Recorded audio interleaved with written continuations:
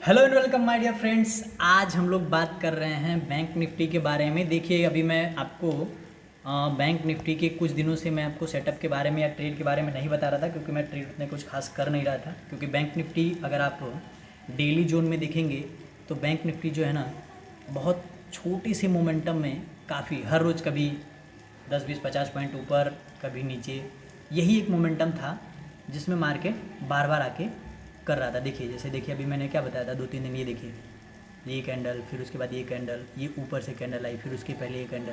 तो ये पूरा वीक जो देख रहे हैं ना, ये एक ही में अटका हुआ है।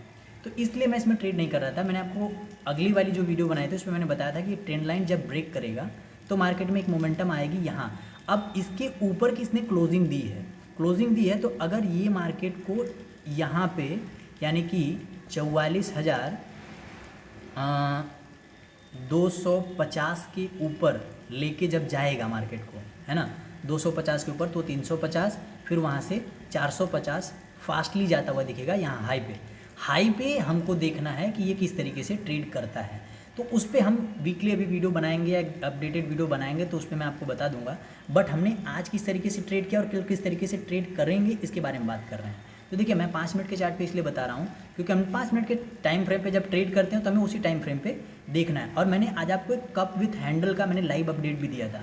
तो ये पैटर्न पे किस तरीके से ट्रेड करना है उसके बारे में भी मैं आपको बताऊंगा। बहुत ज़बरदस्त मोमेंटम मिली थी एंड ऑफ द टाइम। देखिए डेली क्या होता था, कोई भी एक मोमेंटम मिलने के बाद मार्केट जो है वो इस रेंज और इस रेंज में क्या होता था, अटक जाता था। सबसे मेन प्रॉब्लम क्या है, यही है। ठीक है, अब हम उसके बाद क्या कर रहे हैं, किस तरीके से ट्रेड करना है, किस तरीके से पॉइंट देखना है, हमको उसके बारे में बात करनी है। तो हमने क्या किया, आज देखिए मार्केट क्या हुआ, गैप अप ओपन हुआ, वहाँ से मार्केट धीरे धीरे नीचे आया। देखिए पॉइंट तो हमको यहाँ से लेना था, बट बहुत मार्केट स्लोली आया था।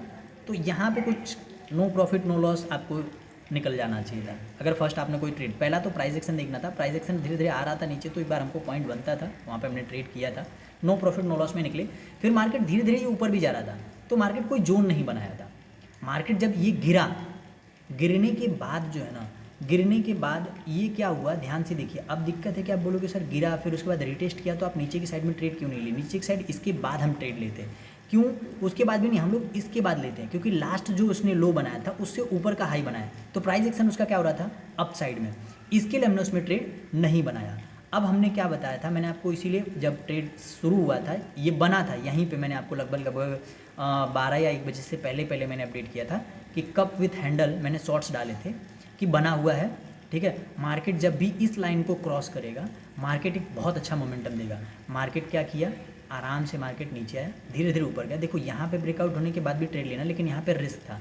लेकिन जब ये हाई क्रॉस किया, और हाई पे देखना सबसे मेन चीज़ क्या थी, हाई पे कंसोलिडेट किया, कंसोलिडेट होने के बाद ब्रेक किया, और ब्रेक होने पर अगर मान लो आपने नहीं लिया, वहाँ कन्फर्मेशन में एक हैमर कैंडल बनी है, तो वहाँ पे हमको क्या हुआ, देखिए ध्यान से, एसएल हमारा डिसाइड हो गया इस हैमर कैंडल पे कि भाई मैं इसके ऊपर ट्रेड लूँगा और इसके नीचे आएगा तो मैं ट्रेड से एग्जिट मार दूंगा। छोटा सा एसएल बना था, वहाँ पे पॉइंट देखिए बना, ये फर्स्ट पॉइंट में ही। अब ये देखिए यहाँ पे है सेकंड थर्ड कैंडल रुका, जब रुकने के बाद तो डायरेक्टली मेरी मोमेंटम मिला भाई। अब इस मोमेंटम में आप आराम से, जो जिन्होंने ये मोमेंटम बना लिया था, ये वाला मोमेंटम जिन्होंने कैप्चर किया, वो इस मोमेंटम में भी प्ले कर सकते थे। क्योंकि भाई देखिए अब यहाँ पे ब्रेकआउट हुआ, ब्रेकआउट के बाद एक कैंडल रुकी, एक कैंडल के बाद फिर से जब इस हाई को निकाला ना मार्केट ने, तो ये एसएल रख के आप एक ट्रेड रिस्क ले सकते थे। उसके बाद तो भाई मार्केट ने जो ज़बरदस्त मोमेंटम यहाँ के बाद भी ऊपर की साइड में दिया है, 2 ट्रेड में ज़बरदस्त आपको फाइनलाइज मोमेंटम हुआ है, और यहाँ पे भी मोमेंटम बहुत ज़बरदस्त मिले हैं। मतलब आज मार्केट क्या है, ज़बरदस्त मोमेंटम किया, और कल है एक्सपायरी। ठीक है, क्योंकि परसों है बकरीद, तो उसके लिए छुट्टी है, तो कल एक्सपायरी है, तो इसके बाद इसके लिए भी पॉइंट ऑफ व्यू बनते हैं। तो अब हमको, मैंने आपको बताया कि अब हमारा जो जोन बनता है यहाँ पे, ये 180 का जो है ना, 44,180 का सपोर्ट है। अब मार्केट हाईली है, तो मार्केट यहाँ कहीं खुले या फिर यहाँ पे कहीं आए, फिर कोई प्राइस एक्शन बना के अगर ऊपर की साइड में जाएगा, और जब ये 180 को क्रॉस करेगा तो सीधा ये 250 और 350 जाते हुए दिखेगा। क्योंकि अब बायर थोड़ा थोड़ा एक्टिव होंगे, क्योंकि हमने बोला था कि 44,080 के बाद एक मोमेंटम आ सकता है, लेकिन वो मोमेंटम यहाँ पे जाके एक बार रुकेगा। बट अगर डायरेक्टली उस मोमेंटम में जाएगा तो फिर 44,520 हमारा सबसे मेन पोजीशन है, और यहाँ पे डायरेक्ट ब्रेक हो, मार्केट इसके ऊपर की क्लोजिंग दे, ठीक है, उसके बाद उसको क्रॉस करेगा ना, तो जो ज़बरदस्त मोमेंटम मिलेगा आप देख नहीं पाओगे, समझ समझ नहीं सकते। तो इसलिए आप उसके लिए तैयार रहिए। अगर मार्केट यहाँ के बाद फिर से डाउनफॉल में आता है तो फिर से आप वेट करिए, क्योंकि मार्केट फिर उसी रेंज में फंसा रहेगा। मैंने आपको बताया था ऊपर की साइड में ये पोजीशन, अभी ऊपर जा रहा है तो ऊपर की साइड की पोजीशन देखेंगे। 43,350 मैंने नीचे की पोजीशन बताई थी, ठीक है। 444 के तक जाके 450 तक जाके मार्केट वहाँ से रिवर्स हो गया है। अब इसके बाद भी जब 100 पॉइंट नीचे वो क्लोजिंग देने के बाद कवर करने लगेगा तो डाउन साइड का मोमेंटम बनेगा, फिर तेज़ी से वो 41,800 के पास जाता हुआ दिखेगा, ठीक है।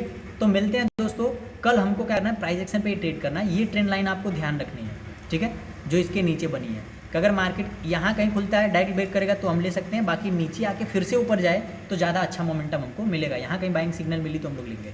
सेल सिग्नल में मार्केट जब इसके नीचे साइड में ट्रेड करने लगेगा या फिर प्राइस एक्शन दे के ट्रेड करेगा तो हम ट्रेड को ही बना सकते हैं।